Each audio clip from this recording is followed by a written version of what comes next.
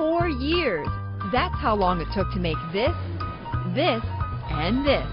There are currently 145 choices, all of which took anywhere from 9 months to 4 years to go from an idea to your plate. The McGriddles was huge for me. Deb is McDonald's lead food scientist and the brains behind the all-encompassing breakfast sandwich. They wanted the whole kind of platter idea where you have your sausage and your eggs, and finally we kind of arrived on the hot cake idea in a little more portable, fun way.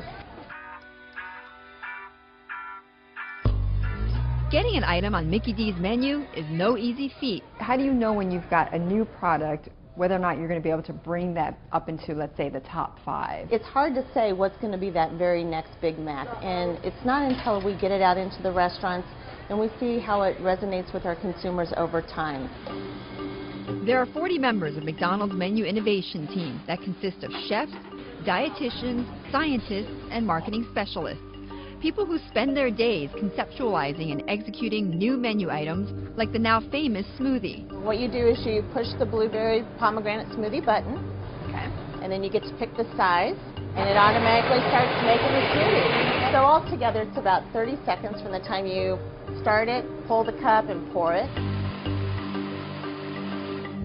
Smoothies are on trend in the restaurant world, making up 9% of all menus. But not all popular food items have panned out. In the past we've had pizzas, and McDonald's and pizzas really didn't go together because there's so many other places to go get pizzas. How do you know that it's time to pull the plug on a product? If we don't have something that we sell a lot of, then the quality cannot be consistent for the crew to remember how to make it and for it to be able to be delivered to the customer in a way that we're proud of. Something they are proud of, adding fresh produce to the menu. Tell me about the apples, because apples was a big deal. Huge. Huge when McDonald's got into that. Yes. It took a lot of work to understand the different varieties of apples, what ones taste good, which ones don't. What was the most surprising thing you learned in this process? How temperature sensitive produce is, to ensure that you're in that zone of, anywhere from about 36 to 45 degrees. When you go beyond that, you have a lot of change in that product quality and characteristic. McDonald's buys more than 60 million pounds of apples a year, precisely why it can take years to launch a product.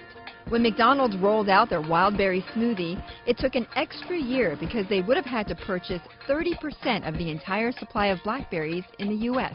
Are there some foods you just cannot do no matter how hot they are? I'm never going to say we can't, because we do a lot of things that we never would have thought we could have done before. Like smoothies? Like smoothies.